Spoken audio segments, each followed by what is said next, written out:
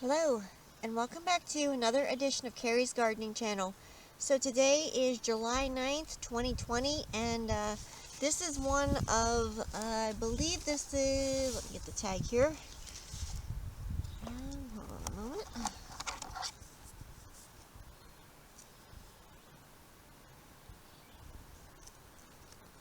A swad eggplant here. Now this is an heirloom eggplant, and this one here is ready to harvest. So I'm going to take my pruners and I'm going to cut it off right about back here. Okay. Just going to cut it right about here because I don't want to cut my other stem or damage that new piece that's coming out there.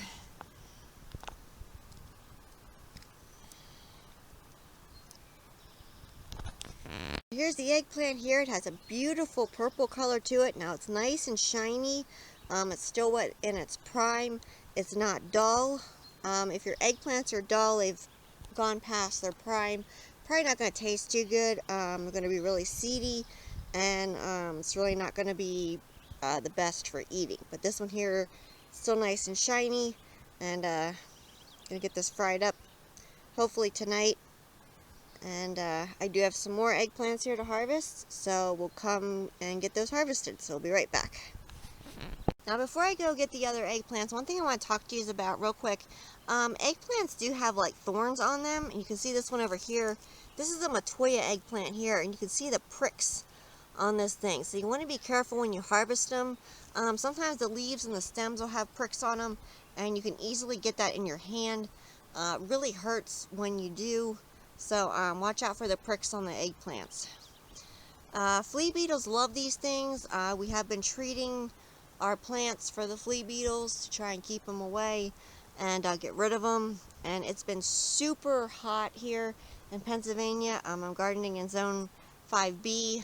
We've had temperatures now up in the 90s, which is very unusual for where I'm gardening at. And it's really hot, so I've been trying to keep these watered. Now, eggplants, they love heat. They thrive in the heat. But you just want to make sure that you're keeping your containers watered when you have excessive heat like that, and that you're not letting your plants wilt. When you let your plants wilt, it'll start stressing them. You can get bud drop on them, and it's really not a good thing to let your plants wilt. So just keep your soil nice and moist. And this one here is Little Fingers eggplant. This is another heirloom eggplant. The swad and the Matoya are also two other heirloom eggplants, and so is Ping Tong, which is over here. So I'm going to be taking some of these Little Fingers eggplants off here. Now, last year, I grew my eggplants in my greenhouse, and I overwintered the plants in the greenhouse, and when the danger of frost was passed, we brought the plants outside. I wasn't sure what they were going to do, but they're actually producing eggplants off of them from the plants from last year that overwintered in the greenhouse. So this is a Ping Tong here, and over here is Rosa Bianca. And I'm hoping that this one here did set fruit. I have some of the dead stuff to trim out of them from last year, from when they were in the greenhouse and overwintering in the greenhouse. So hopefully these two here pollinated for me, and we'll have the Rosa Bianca one. That's an heirloom eggplant too. That one there is an Italian heirloom, and it's a beautiful kind of like purplish rosy white color, sort of. It can have different variations in the flesh for the outside of the eggplant. Now, of course, this one here is Ping Tong, but very pretty eggplant. I do recommend peeling that one. The skin can be a little tough on it, but we did like the flavor of it. And here's another eggplant here. This one here is the swad eggplant. And this was another greenhouse resident from last year that overwintered over in the greenhouse. You can see here it is going to start blooming here. And, hopefully these plants will start giving more. I did harvest a really nice Ping Tong eggplant off of the Ping Tong from last year. a few weeks ago when I was getting off some of the little fingers. So it's going to be interesting and exciting to see what these plants do, because I mean they grew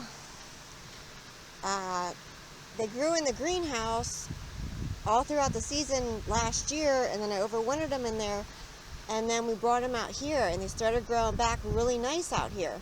So I'll keep you updated on how these are doing and how these are giving. So I'm going to harvest my little finger eggplants, and we'll be right back. So you can see what I got here. Now I did decide to take the pink tongue eggplant too. Now the pink tongue eggplant can get much larger than this lengthwise, but I decided I want this plant to keep giving, so I took it off early. Now one thing when harvesting eggplants, you can have a real small eggplant that just will refuse to grow any larger, and it's going to start losing its shininess and turn like a dull color. And you can't really go by size when you're harvesting your eggplants. You just kind of have to watch the skin of the eggplant for the shininess to it. Now little fingers eggplants, they don't get too much bigger than this. Sometimes they can get like this, but this is about the normal size for the little fingers eggplants. And then we have this one here, the aswad.